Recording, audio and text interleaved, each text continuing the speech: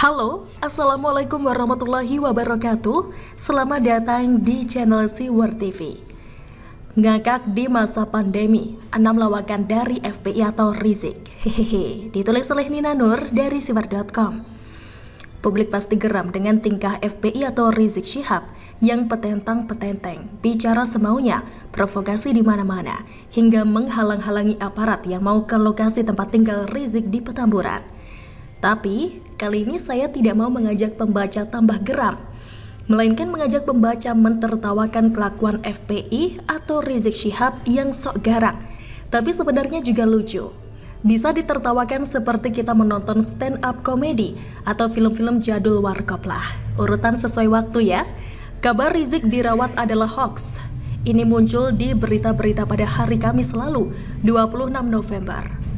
Waktu itu baru selentingan yang beredar soal Rizik masuk rumah sakit. Kabar ini pun dibantah oleh pihak FPI, oleh Wakil Sekretaris Umum FPI, Aziz Yanuar. Itu kabar Rizik sedang dirawat, dimunculkan dan disebarkan oleh orang yang mempunyai kebencian mendalam kepada Habib Rizik. Mereka sakit jiwa, keterbelakangan mental, kata Aziz. Beliau sehat walafiat, bugar dan semua informasi itu sebut Rizik sedang dirawat adalah informasi yang palsu, hoax dan tidak benar. Lanjut dia. Tentu saja pernyataan ini jadi lucu karena beberapa jam kemudian ada berita yang membenarkan bahwa Rizik dirawat. Yang mengungkapkan gerombolan mereka sendiri, Ketua PA 212 Selamat Ma'arif. Jeruk makan jeruk dong, hehehe. Rizik dirawat tapi tidak boleh dibesuk, bahkan oleh FPI atau PA 212. Sore hari Kamisnya 26 November tersiar berita bahwa memang benar Rizik masuk ke rumah sakit di Bogor. Berita ini diungkap oleh Wali Kota Bogor Bima Arya dan Ketua PA 212 Selamat Ma'arif. Tapi, beliau saat ini menolak semua tamu besuk, termasuk pengurus DPP FPI sekalipun. Sejak awal kami juga tahu istirahat total di suatu tempat dan tidak boleh ada yang ganggu, termasuk pengurus FPI dan PA 212 pun tidak diizinkan bertemu, ujar Selamat. Jadi gimana ini? Apakah Selamat ini yang dibilang oleh Aziz sebagai orang sakit jiwa? Hehehe. FPI siap bela Rumah Sakit Umi Bogor sesudah ditegur oleh Bima Arya karena dianggap kecolongan soal tes PCR Rizik, lalu Rumah Sakit Umi dipolisikan. Rumah Sakit Umi dianggap menghalang-halangi Satgas Penanganan COVID-19 yang hendak melakukan tes swab terhadap Rizik. Menurut Aziz Yanuar, pelaporan itu adalah bentuk diskriminasi dan kriminalisasi. Itulah yang saya katakan kriminalisasi terkait yang berkaitan dengan HRS dan FPI. Dokter dan rumah sakit itu kan bekerja sesuai undang-undang kesehatan dan memperhatikan HAM dari pasien, ujar Aziz. Oleh sebab itu FPI siap pasang badan membela Rumah Sakit Umi. Apa coba? Bahkan tawaran pasang badan ini tidak mendapat tanggapan dari Rumah Sakit Umi. Akhirnya Rumah Sakit Umi malah minta maaf ke publik dan menyatakan mereka tidak bertanggung jawab jika terjadi apapun pada Rizik yang memaksa pulang dari sana. Sok mau bela-bela, tapi yang mau dibela malah nyuekin. Nyari teman tapi gagal ya. Hehehe. Rizik kabur dari Rumah Sakit Umi.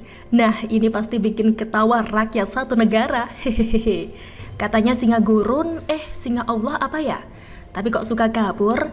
Bahkan menurut pihak kepolisian, Rizik kabur melalui pintu belakang. Diduga melalui gudang obat. Malam-malam sekitar pukul 20:50. Wehehehe. Kalau kata netizen sih, kok kayak perilaku maling ya? Kalau kata saya, dari segi politis, kenapa Rizik nggak lewat pintu depan saja? Itu lebih terhormat, walaupun sama-sama kabur. Hehehe.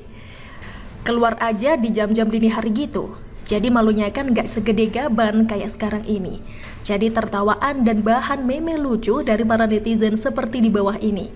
Bahkan mendapat predikat baru dari para netizen, COVID fugitive, dari sebutan ekspor fugitive yang diusung oleh media Australia. Hehehe. FPI jaga gang, takut narkoba masuk. Sejak beberapa hari lalu di depan gang yang menuju ke rumah Rizik di Petamburan, nampak laskar FPI berjaga di sana. Jadi, aparat yang mau menyemprotkan disinfektan dan mengantarkan surat panggilan dihalang-halangi oleh mereka. Alasannya apa coba? Itu kan rumahnya Habib Rizik, kita takut tiba-tiba nanti dimasukin. Kita tidak menuduh sih, nggak menuduh pihak keamanan, baik pihak TNI maupun polisi. Takut ada pihak ketiga yang nanti masukkan narkoba, masukkan apa sesuatu yang membahayakan untuk imam besar, kata Panglima Laskar Pembela Islam atau LPI, Maman Suryadi. Hehehe. Tuduhan ngaco ini langsung mendapat bantahan. Bagaimana narkoba? Ngarang-ngarang saja, nggak realistis. Nggak jelas lah, masa kita bawa kayak gitu? Nggak lah. Mau ditaruh di mana narkobanya? Di selokan? Ucap Komandan Kodim atau Dandim 0501 Jakarta Pusat, Kolonel Infantri Lukman Arif. Kok mereka ini parno banget ya? Orang parno itu secara psikologis malah mengungkap akan adanya sesuatu yang disembunyikan. Kalau kata teman sih kayak menjaga rumah gerbong narkoba, hehehe. Novel tuding kebakaran Petamburan terkait Rizik. Nah, ini yang paling ngaco. Minggu malam kemarin 29 November terjadi kebakaran di Petamburan. Cukup dekat dengan lokasi tempat tinggal Rizik. Kebakaran terjadi sejak jam 20.05 hingga bisa dipadamkan pada jam 22.40. Sekitar 21 unit mobil damkar terlibat dalam penanganan kebakaran itu. Menurut Wasekjen DPP PA 212 Novel Bamukmin, nampaknya ada unsur kesengajaan. Bukan tidak mungkin ada indikasi seperti itu atau kesengajaan, karena memang Petamburan sudah menjadi sasaran tembak karena warganya kompak menjaga IBHRS. Ujar Novel.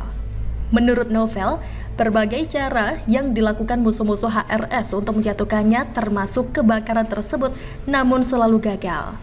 Halah, kalau memang merasa benar, kok nyalinya kecil sampai kabur-kabur dari rumah sakit dan tidak mau tes swab ulang?